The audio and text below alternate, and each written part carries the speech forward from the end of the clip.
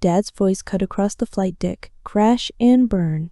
The deck shook as the aircraft screamed overhead. Helmets paused mid-motion. People turned. I looked up and saw him on the observation platform, arms folded, his expression caught somewhere between shock and something I couldn't name. The loudspeaker crackled. Major Reyes cleared for carrier qualification. He blinked. Just once. Like the sound hadn't caught up to what his eyes were seeing. I wish I could say it started there. But the hardest landing I ever made wasn't the one that caught the wire. It happened inside our family, years before I ever strapped into a cockpit. 24 hours earlier, I stepped off a helicopter onto the deck of a carrier hosting a demonstration I'd been asked to execute. FALCON X. The future, they kept calling it. Autonomous flight systems paired with human override. I was the one cleared to fly it in front of senior observers and engineers who would track every decision I made in the air. It was supposed to be quiet, high stakes but contained. Then I saw him in the corridor the night before the flight. Dad didn't say hello. He just looked at me the way he always did when I made a choice he couldn't control. "This is reckless," he said.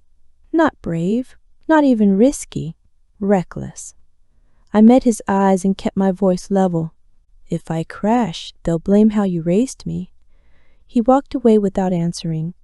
I learned early that our house ran on certainty, Dad's certainty.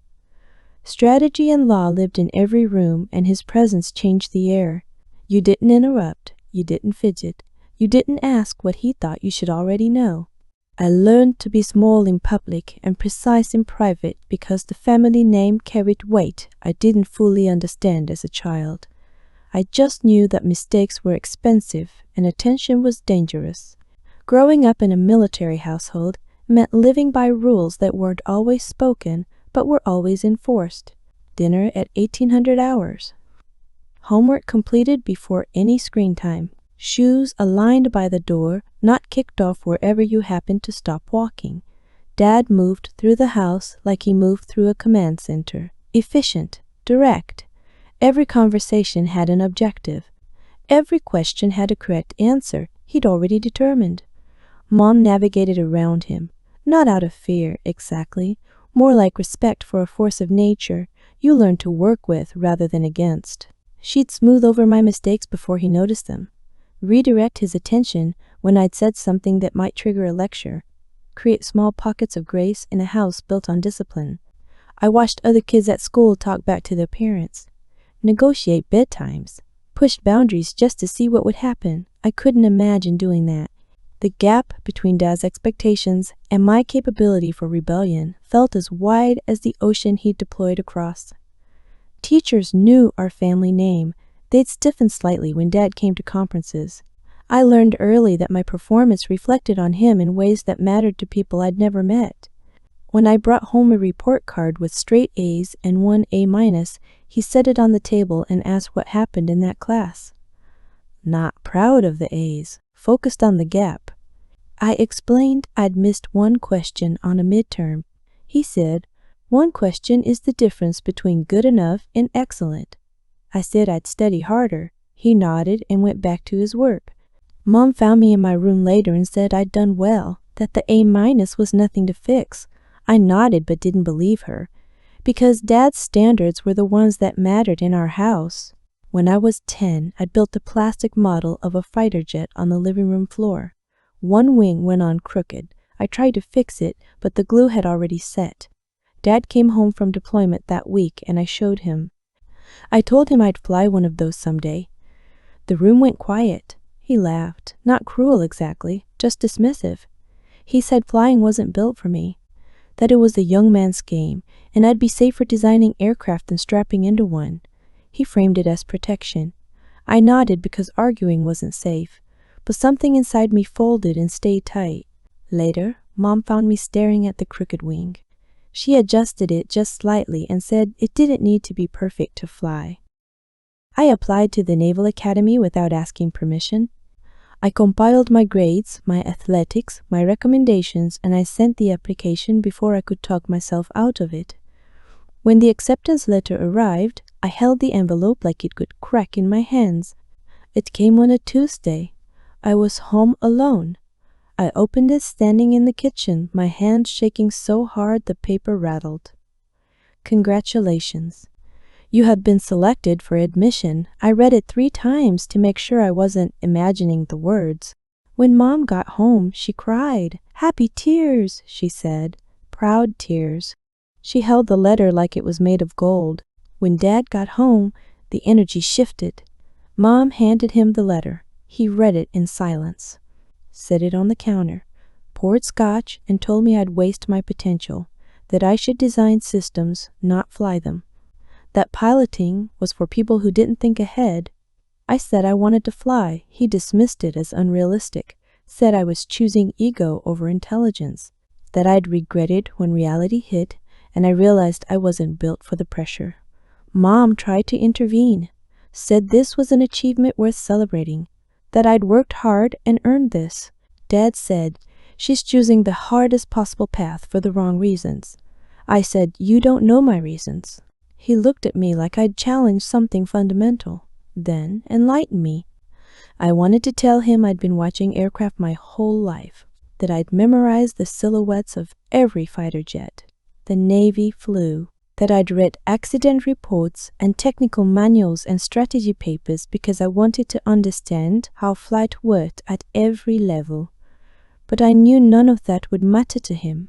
So I just said, I want to prove I can. He shook his head. That's not a reason, that's pride. I left the table before the plates were cleared. It wasn't an explosion, just a quiet boundary I didn't know I was capable of setting.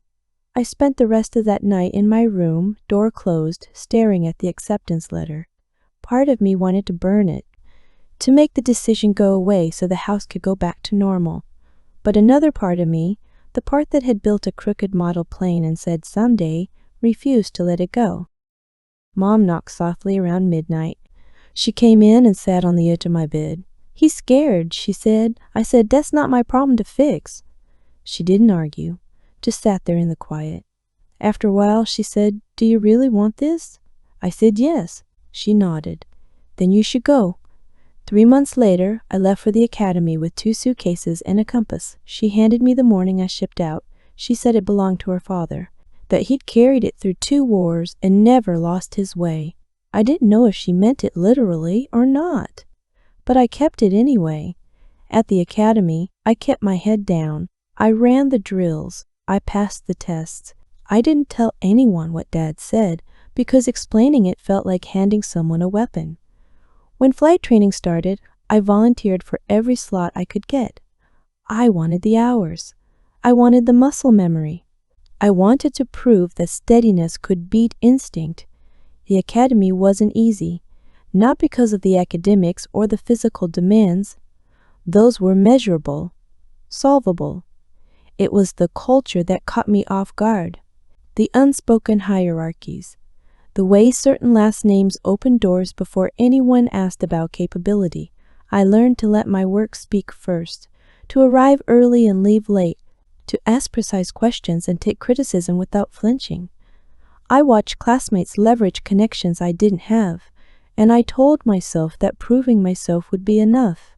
My first flight instructor was a former test pilot with a reputation for washing out cadets who flew on instinct instead of discipline. He watched me run through pre-flight checks with the same attention I'd give to a written exam. Methodical, thorough, no shortcuts. After my first solo, he said, "You fly like you're afraid to make a mistake." I said, "I am." He nodded. "Good. That'll keep you alive longer than competence will." I didn't know if he meant it as a compliment, but I took it as one. Primary flight training tested everything I thought I knew about myself. The first time I stalled in a training aircraft, my instructor's voice came through calm and level. "Recover." I did. Clean. By the book. Afterward, he said most people freeze the first time. I told him freezing wasn't an option I'd been given growing up. He looked at me for a long moment, then marked something in his logbook. I learned to trust the instruments when visibility dropped. I learned to execute emergency procedures without hesitation. I learned that fear was useful if you didn't let it make decisions for you. Dad didn't come to my commissioning. Mom said he had orders. I believed her because the alternative was worse. She attended alone, took photos, and sent them to him. I never asked if he looked at them. I made it through primary flight training without fanfare. No crashes, no drama. Just clean logs and instructors who said I was reliable. One of them told me I flew like I was solving an equation. I took it as a compliment. When I earned my wings, I stood in front of a mirror in dress uniform and tried to feel what I thought I should feel. Pride, vindication, something triumphant. Instead, I just felt tired and certain. I'd committed to something and I'd followed through. Dad sent a 2-line email. Congratulations. Stay safe. No phone call, no visit. I framed the email anyway, not because it was enough, but because it was all I had. I deployed twice before I ever heard him say my call sign out loud. By then, I'd learned to stop waiting for his approval to feel like it counted. The first deployment was to a carrier group in the Pacific. Long hours, tight quarters, the kind of work that strips away everything except what you're capable of delivering under pressure. I flew reconnaissance missions, refueling operations, and training exercises that tested my ability to stay calm when conditions shifted fast. I learned to sleep in 4-hour blocks. I learned to eat standing up. I learned that exhaustion was a constant companion you managed, not something you complained about. I kept a notebook where I logged every flight, not just the official details. The things I noticed, the decisions I made that weren't in the manual, the moments when I overrode what felt natural to do what was correct. Mom sent care packages, letters, photos of home that felt like artifacts from another life. I wrote back with carefully edited versions of my days. Clean, professional. Nothing that would make her worry. Dad never wrote, but Mom would mention him in her letters. Small details. He'd asked about my squadron. He'd watched a news clip that mentioned carrier operations in the region. He'd kept the program from my commissioning on his desk. I told myself it didn't matter, that I wasn't flying for him anymore. But every time Mom mentioned his name, something in me tightened. The second deployment was harder, not because of the work, because of what I'd proven to myself by then. I could do this. I was good at it. And Dad's silence no longer felt like doubt. It felt like a choice. When I made lieutenant, Mom called from the kitchen. I could hear Dad in the background, the low rumble of his voice, the clink of a glass. She asked him if he wanted to say anything. There was a long pause. Then she came back on the line and said he was proud, but had to take a call. I hung up and sat in the quiet of my quarters. I wasn't angry. I was just done expecting anything different. The compass Mom gave me became my anchor. Before every flight, I'd touch it. A small ritual that reminded me I'd chosen this path and I'd keep walking it, whether anyone was watching or not. But I kept a ritual I didn't tell anyone about. Before every flight, I'd touch a small compass Mom gave me when I left for the academy. It wasn't religious. It wasn't lucky. It was just a reminder that I'd chosen a direction and committed to it. She prays in one sentence before sleep. James reminds us to be quick to listen and slow to speak. I hold that like a center line when the noise gets loud. The FALCON X program found me through a referral I didn't ask for. Someone had flagged my name after a series of low-visibility landings I'd made during a storm off the coast. The brief was simple. Proof that a human pilot could handle autonomy without fighting it. Proof that steadiness under pressure wasn't just a bullet point on a performance review. The first briefing felt like walking into a room designed to test whether I belonged there. Engineers, program leads, senior aviators with decades more experience. They explained the system like I should already understand the implications. Autonomous flight correction. Real-time telemetry adjustment. Human override as a failsafe, not a primary control. I listened, took notes, asked the kind of questions that proved I'd read the technical documentation before showing up.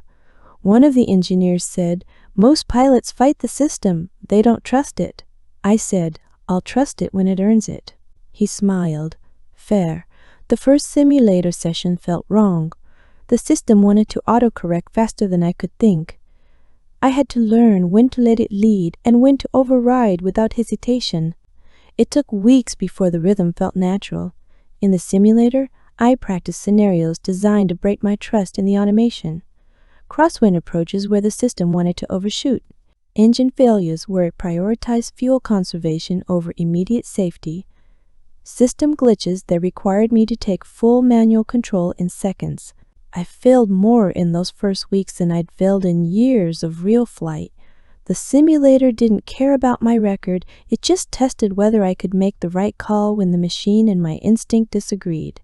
One session, the system locked me out during a simulated carrier approach. I had 3 seconds to override and take manual control. I did. The landing was rough, but I caught the wire. The program lead watched the replay and said, "You hesitated." I said, "I trusted the system until I couldn't." He nodded. "That's the balance we need." After that, the sessions shifted. They weren't testing whether I could fly. They were testing whether I could integrate with a system that was smarter than me in some ways and dumber in others. Whether I could let go of control without surrendering judgment. It took weeks before the rhythm felt natural, before I stopped thinking of the autonomy as something I was fighting and started seeing it as a tool I could deploy strategically. Then they told me the carrier qualification would be public, observed, recorded, and Dad would be there. I didn't ask who arranged it. I didn't want to know if it was coincidence or something deliberate. All I knew was that the demonstration suddenly carried a weight I hadn't agreed to. Finding out he'd be there felt like swallowing glass. Mom had called to tell me. She framed it as good news, a chance for him to see what I'd accomplished, a chance for us to share this moment. I told her I didn't need him there. She said, "Maybe he needs to be there." I didn't have an answer for that. The night before the flight, I couldn't sleep. I ran through the checklist in my head. Pre-flight. Launch. Maneuvers. Approach. Landing. I visualized every step until the sequence felt automatic. But I kept seeing him on that observation platform, arms folded, waiting for me to prove him right. I got up and went to the ready room, pulled up the simulator, ran the carrier approach sequence 5 times, each time clean, each time perfect. It didn't help, because I knew the demo wasn't just about landing clean. It was about landing clean with him watching. And every fiber of my training told me that shouldn't matter, that the approach was the same whether anyone was watching or not. But it did matter, and pretending otherwise was a lie. I wasn't willing to tell myself. I ran my checklist 3 times before bed. Hands steady, breathing even. On reset, I steady my breathing and remember Philippians. Anxiety doesn't improve the approach, so I bring my concerns to something bigger than the wire and let peace guide my hands. The morning of the demo, I suited up in silence. A junior crew member confirmed my clearance. I ran the checks with the same drilled calm I'd used 100 times before. Then I looked up and saw the observation platform. Dad stood with his arms folded, watching like a man delivering a verdict. Visor down. Catapult launch. The deck dropped away. The maneuvers were clean. I could hear his voice in my head. No instinct, just memorization. I didn't fight it. I stayed in cadence. I trusted the process I'd built. Final approach. Wheels down. Hook armed. The deck looked narrow and unforgiving, but I'd done this in worse conditions. I brought it in smooth. The hook caught clean. No bounce. The deck crew reacted with sharp applause. The loudspeaker confirmed it. Major Reyes cleared for carrier qualification. I looked up. Dad didn't clap. He just stood there, frozen, like the sound hadn't registered yet. I taxied clear and shut down the systems. My hands didn't shake. But something in my chest pulled tight, and I didn't know if it was relief or something closer to grief. I sat in the cockpit for an extra minute after shutdown. the deck crew was already moving on to the next operation. The loudspeaker had gone quiet. The moment was over, but I couldn't move yet, because I'd just done the hardest thing I'd ever done, and the person whose opinion had shaped my entire life hadn't clapped, hadn't smiled, hadn't given me anything except that frozen stare. I knew I should feel victorious. I'd landed clean. I'd proven the system worked. I'd demonstrated capability under pressure in front of senior observers who would write reports that could shape my career.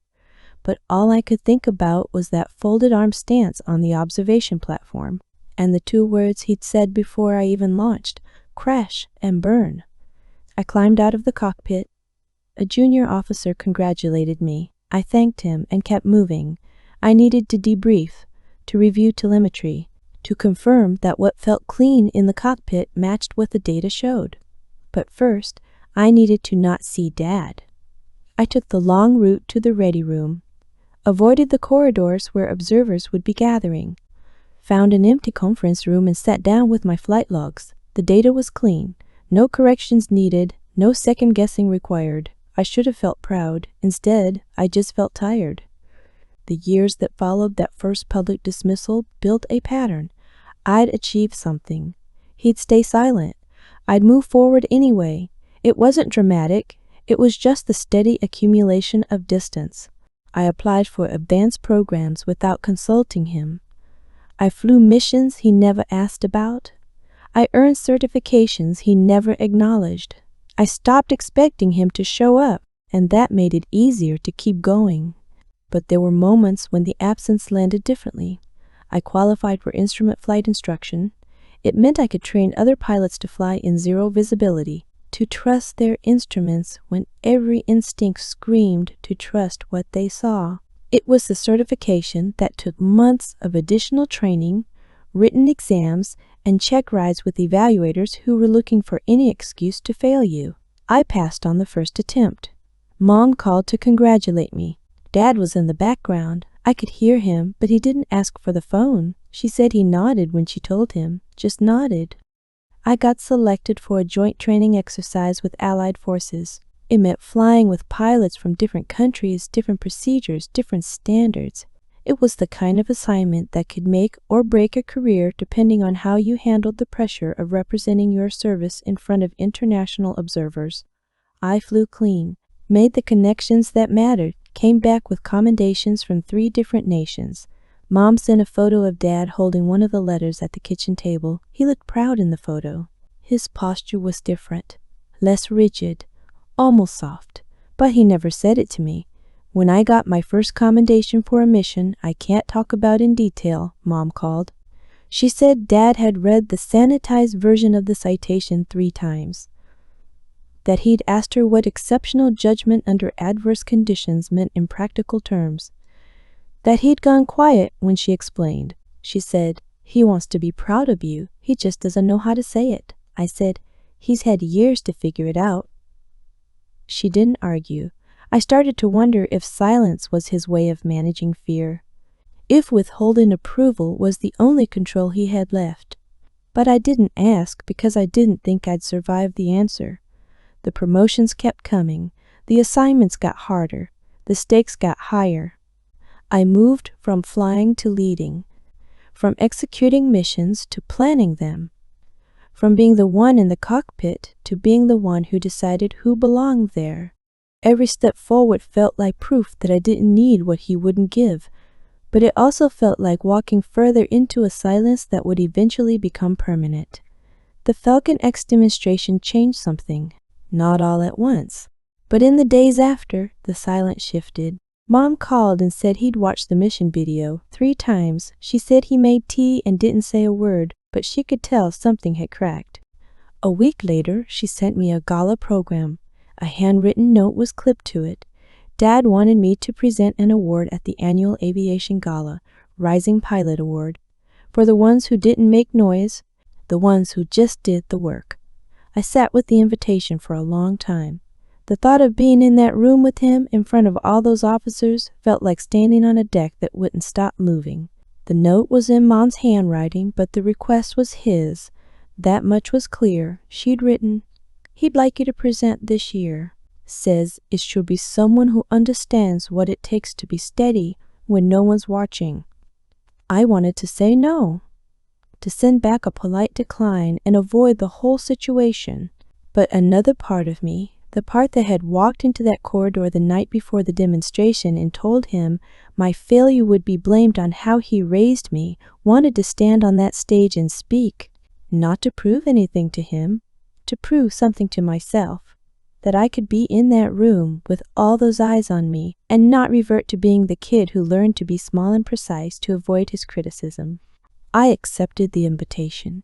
The night of the gala, I stood in front of a mirror in dress uniform and practiced the speech I'd written.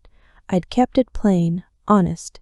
No flourishes, no attempts to sound inspirational, just the truth about what it took to land clean when the deck was moving. I arrived early, checked the room layout, confirmed the microphone worked, ran through the speech one more time in an empty hallway. When I entered the ballroom, I scanned for him immediately. Force of habit. He wasn't at the head table where the senior officers usually sat. He was near the back, listening instead of commanding. Our eyes met across the room. He gave a single nod. Not permission, just acknowledgement. I nodded back and kept moving. The award presentation came halfway through the evening. I walked to the stage with the same cadence I used approaching a carrier deck. Steady, deliberate, committed. The night of the gala, I arrived in dress uniform and scanned the room. Dad wasn't at the head table. He was near the back, listening instead of commanding. Our eyes met. He gave a single nod. Not permission, just acknowledgement. I presented the award and spoke plainly. I said flying wasn't about instinct or bravado. It was about being steady when the deck moved, about doing the work even when no one was watching, about trusting the process you'd built when everything else was uncertain. The applause was sustained. Afterward, Dad found me by a window overlooking the harbor. He said, "You spoke well." I answered, "So did you." He looked at me for a long moment, then said he used to think authority came from certainty, from being the loudest voice in the room. But he was starting to see that restraint was a kind of authority too. I didn't know what to say, so I just nodded. The next day, a junior pilot asked me how I didn't freeze during the gala speech. I told her the truth. I did freeze, I just didn't let it show. But the real shift came later, quieter. Mom texted me a few weeks after the gala. Dad was asking if I wanted to come by the house. No occasion, no pressure. I almost said no. But something in me wanted to see if the change was real or just a performance for the crowd. He opened the door before I knocked. No uniform, just a tired smile. He offered coffee. We sat at the same kitchen table where so many fights had landed badly. We started with small talk, weather, work, nothing that mattered. Then he said, "I used to think strength meant never changing your mind." I waited. I was wrong. He admitted he'd been watching for years, that every time I climbed higher, he felt smaller, that he didn't know how to admit what it meant without it sounding like weakness. I named the damage. I told him fear makes people say things they can't take back. He nodded and admitted, crash and burn was meant to keep me close, that he thought if he made flying sound impossible, I'd choose something safer, something he could protect. I said he was protecting himself more than he was protecting me. He didn't argue. Before I answered, I chose restraint on purpose. Truth without cruelty. Like a practiced discipline, not weakness. I chose a boundary-shaped forgiveness. I didn't pretend it was okay. I didn't erase what he said or how it landed, but I released the need to punish him for it. We didn't hug. He placed his hand near mine on the table. I didn't pull away. That felt like enough. Back at work, I reframed it. Families are like flight decks, always moving, always testing your commitment. You either commit to the approach or you wave off forever. I chose to commit. But I also chose to stop waiting for his approval to feel like my work mattered. I returned to the carrier for another rotation a month later. The FALCON X program was expanding. More pilots, more demonstrations, more eyes on what we were building. I briefed a room of engineers on a manual correction I'd made during a test flight. The system had wanted to autocorrect during a crosswind approach, but I'd overridden it because the timing was wrong.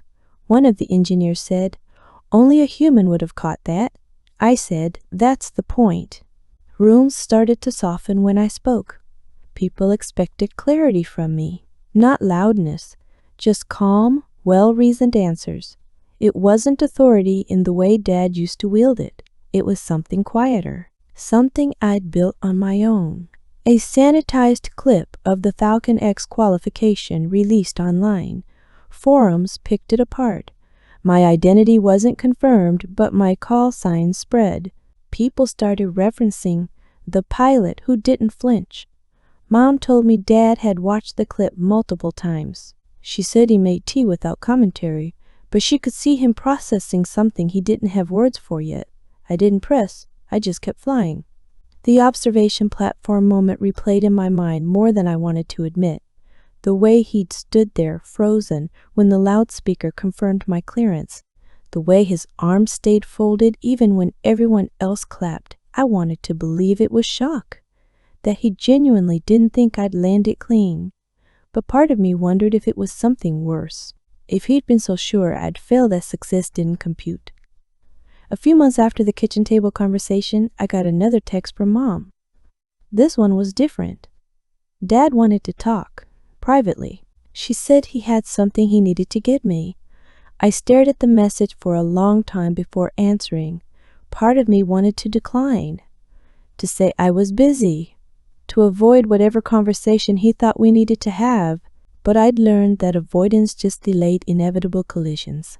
Better to face them on your own terms. I agreed to meet him. I met him at a small viewing chamber off an officer's lounge. Tinted glass overlooking a runway, neutral ground. I arrived first, set my gear down, stood by the glass and watched aircraft taxi and launch. The rhythm of operations, predictable, controlled, unlike the conversation I was about to have. When Dad entered, I turned.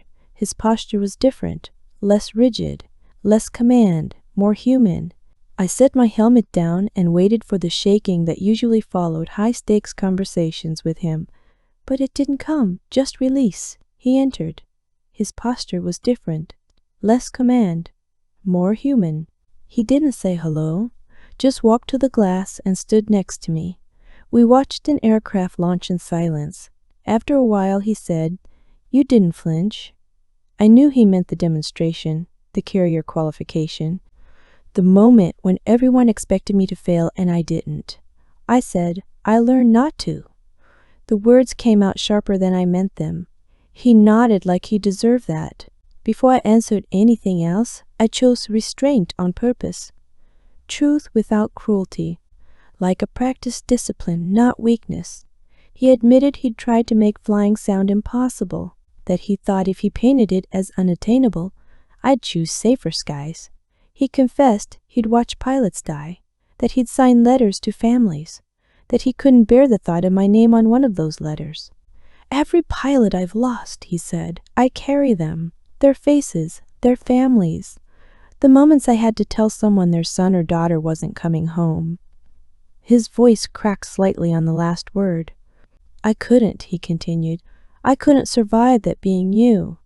I wanted to tell him that wasn't his choice to make, that his fear didn't give him the right to sabotage my dreams. But I also heard what he wasn't saying, that every time I flew, he imagined writing that letter.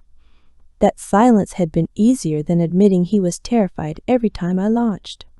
Then he said something I hadn't expected. "Every time you climbed higher, I felt smaller." And I didn't know how to admit that without sounding weak. I looked at him, really looked at him. For the first time, I saw past the uniform, past the rank, past the authority he'd built his entire identity around. I saw a man who'd spent decades being certain about everything and was finally admitting he'd been wrong. He opened a small velvet box. Inside were his silver command wings. They caught the light through the tinted glass. He said they didn't belong hidden anymore. I hesitated. Then I took them. They were heavier than I expected, not the metal, the meaning. We stood by the glass in silence. After a while he asked, "Was it worth it?" The question hung in the air between us. Years of distance, years of proving myself, years of moving forward without the support I'd wanted. I said yes, even when it wasn't. Because there were days when it felt like climbing a mountain with no summit. Days when I questioned whether I was flying because I loved it or because I needed to prove him wrong. Days when the weight of his disapproval felt heavier than any aircraft I'd ever strapped into. But I'd learned something he'd never taught me on purpose, that worth isn't measured by whether the path was easy. It's measured by whether you became who you needed to be by walking it.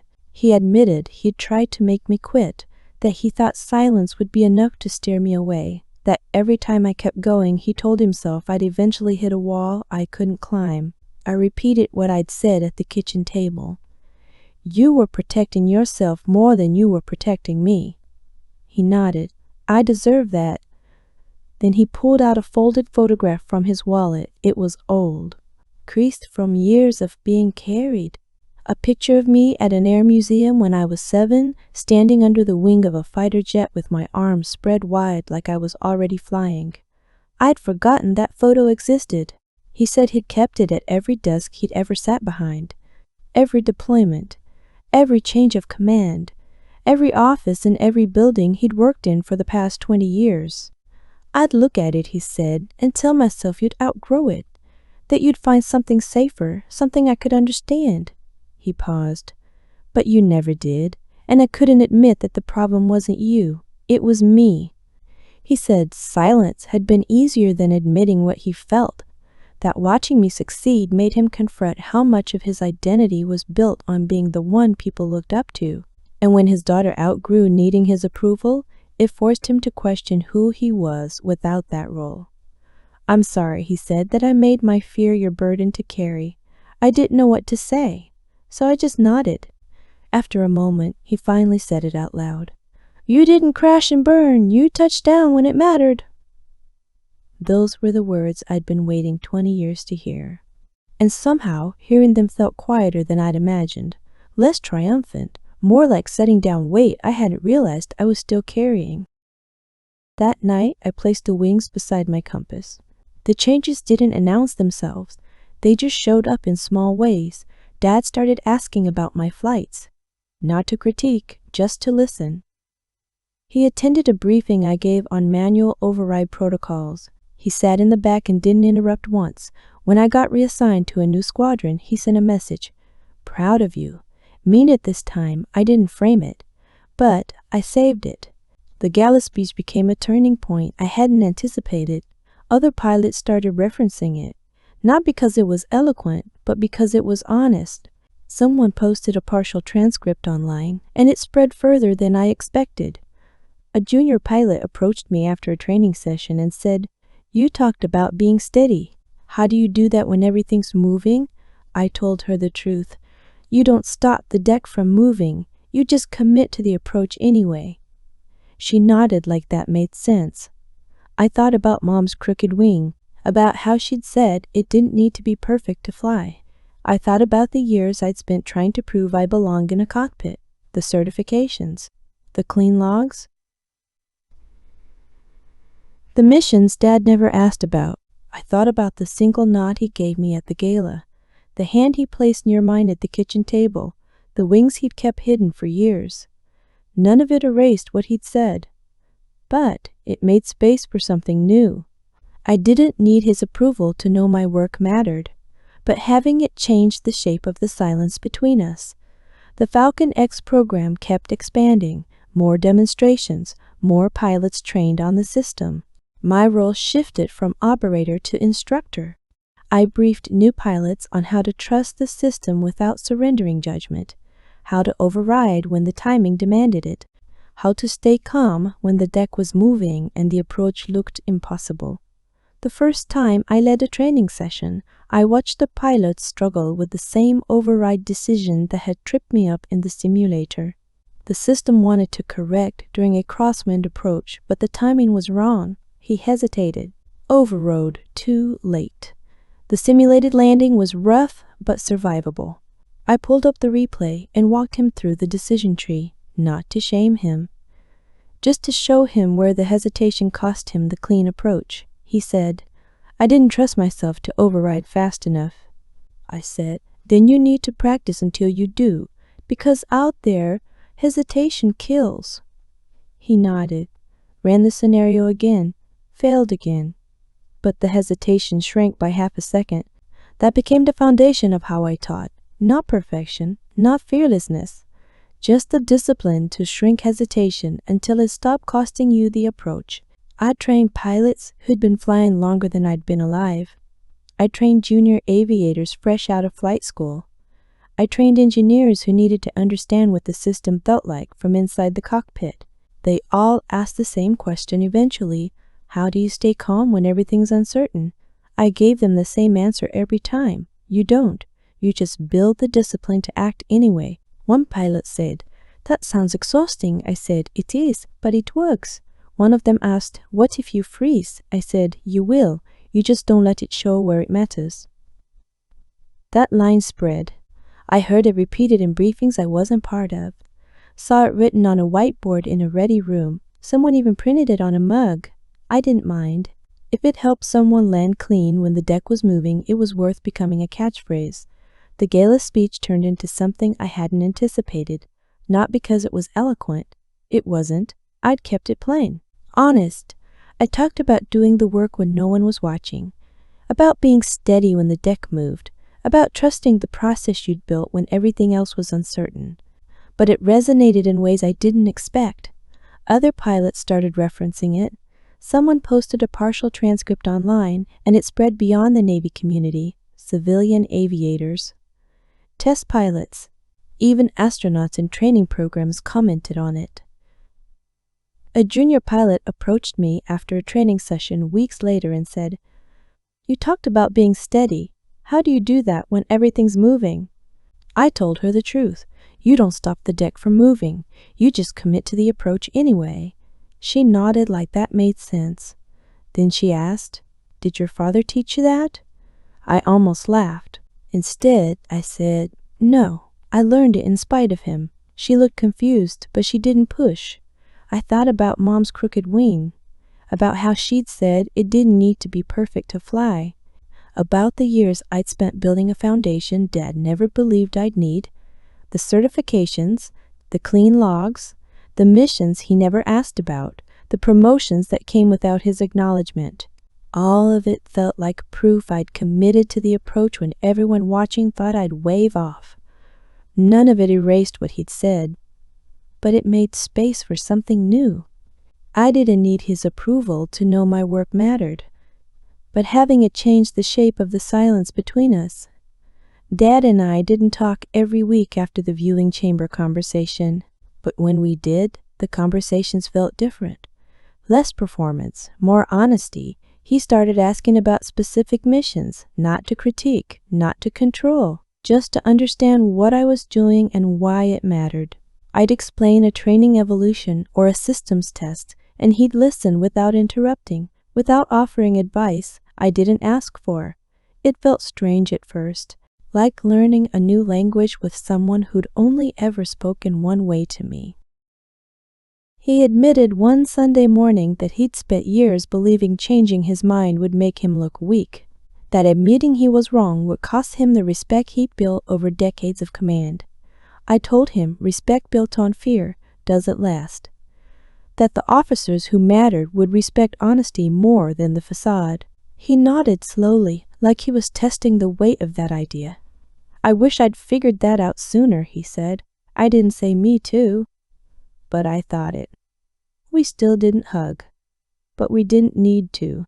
The compass stayed with me on every flight. The wings went into the velvet box and stayed in a drawer, not hidden, just resting. I didn't need them on me to remember what they meant.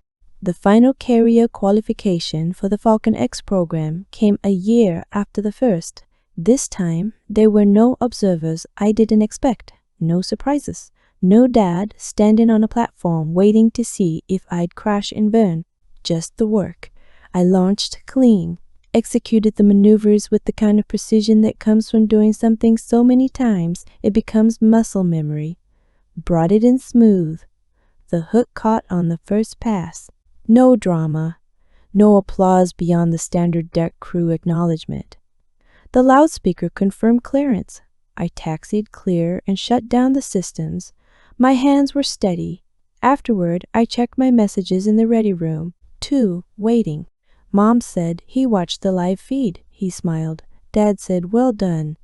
I sat with that for a moment. Then I locked my phone and moved forward. Because that's what you do. You commit to the approach. You trust the process you've built. You land when it matters. And you don't wait for applause to know it counted. The work continued after that final qualification. More flights, though less frequently as my role shifted. More briefings. More pilots trained on systems I'd helped develop and refine. My role expanded beyond demonstration into shaping how the Navy thought about the relationship between autonomous flight systems and human judgment. I presented at technical conferences alongside engineers and strategists. I wrote papers that got cited in aviation journals. I consulted on safety protocols for programs I'd never fly myself, but that would save lives if we got the details right. People started calling me an expert. I deflected every time. I just said I'd done the work long enough to know what questions to ask and when to trust the answers. Dad attended one of my presentations at a symposium in San Diego. It was open to military and civilian aviation professionals. I didn't know he'd be there until I saw him in the back row as I was setting up my slides. My first instinct was panic. Not because I wasn't prepared. I'd delivered this presentation a dozen times, but because having him in the audience changed the stakes in ways I couldn't fully control. I considered acknowledging him, maybe nodding in his direction, but that felt like I was performing for him again, and I'd worked too hard to break that pattern, so I just delivered the presentation the way I always did. Clear. Technical. Focused on the data and the decisions it informed. I talked about the balance between autonomous systems and human judgment, about when to trust the machine and when to override, about building protocols that honored both capabilities and limitations. During the Q&A, someone asked about fear, whether I ever felt afraid making high-stakes override decisions. I said, every time, but fear is just information. It tells you the stakes are real. What matters is whether you let it make your decisions for you. Dad didn't raise his hand during the Q&A, didn't position himself to be seen by the other attendees. He just listened, took notes like any other participant. Afterward, people clustered around me with follow-up questions. I answered them the way I always did, patient, thorough, not rushing anyone. When the crowd thinned, Dad found me by the coffee station. He didn't lead with criticism, didn't offer suggestions for how I could have done it better. He just said, that reminded me of why I joined in the first place, not for the medals, for the mission. I looked at him, trying to decide if he meant it or if this was another performance. But his eyes were steady. Honest, I said. I learned that from you. He looked surprised, like he'd never considered that anything he'd modeled, even unintentionally, had value to me. I spent years, I said, trying not to be like you. But the parts that mattered, the mission focus, the discipline, the refusal to cut corners, those stuck, even when I didn't want them to. He was quiet for a moment. Then he said, I'm glad something stuck that was worth keeping. It wasn't a perfect moment. There was no emotional crescendo, no tears or hugs, just two people finding common ground in a hotel conference room over bad coffee, but it felt real, and that mattered more than perfect. But he didn't argue. Sunday mornings became a quiet tradition after that. Not every week, but enough. Coffee at the kitchen table in the house where I grew up. Small talk about weather and work that sometimes deepened into real conversation. Silence that didn't feel heavy anymore. One morning, Dad asked if I ever regretted it, the years of pushing forward without his support, without his belief that I could do what I said I'd do. I said no, Because if I'd waited for his permission, I'd still be waiting, and I'd have missed the life I'd built. He was quiet for a long time. Then he said, "I'm sorry I made you choose between flying and having a father who believed in you. I didn't say it's okay because it wasn't. The years didn't disappear just because he finally acknowledged them. But I said, I forgive you, not because the past didn't hurt, but because holding on to it was heavier than letting it go. Because I'd learned that boundaries and forgiveness can exist in the same space, that you can release someone from the debt they owe you without pretending they never owed it." We sat in silence after that, not uncomfortable, just honest. He placed his hand near mine on the table the way he had before. This time, I put mine on top of his. It was enough. The work kept moving. The program kept expanding. I kept flying, though my role shifted increasingly toward leadership and strategy. I trained the people who would train the next generation. I shaped policy that would outlast my career, but I also kept showing up at that kitchen table. Because reconciliation isn't a single conversation. It's not a moment when everything gets fixed and you move on like the damage never happened. It's 100 small choices to stay in the room when walking away would be easier. To answer the call, to show up for coffee, to let the conversation deepen when it wants to instead of keeping it surface level and safe. I learned that from flying, from approaches that didn't line up clean the first time, from go-arounds and resets and committing to the approach again even when the conditions weren't perfect, from understanding that sometimes you have to wave off and try again, but eventually you have to commit or you never land at all. Families are like that. Flight decks that never stop moving, conditions that never perfect themselves. You commit to the approach or you wave off forever. I chose to commit, not because everything was resolved, but because forward motion mattered more than perfect resolution, and I chose to keep the compass with me as a reminder that I picked a direction years ago and followed it even when the voices I loved most told me I'd crash and burn. I didn't crash. I landed clean when it mattered. I built a career that stood on its own. I earned respect that wasn't borrowed from anyone's name, and eventually I earned something I'd stopped expecting, not approval exactly, but acknowledgement, honesty, the beginning of a repair that would take years to complete and might never be perfect. It was enough, because I'd learned that some things don't need to be perfect to fly. They just need to be built strong enough to carry the weight. And I'd built something that could.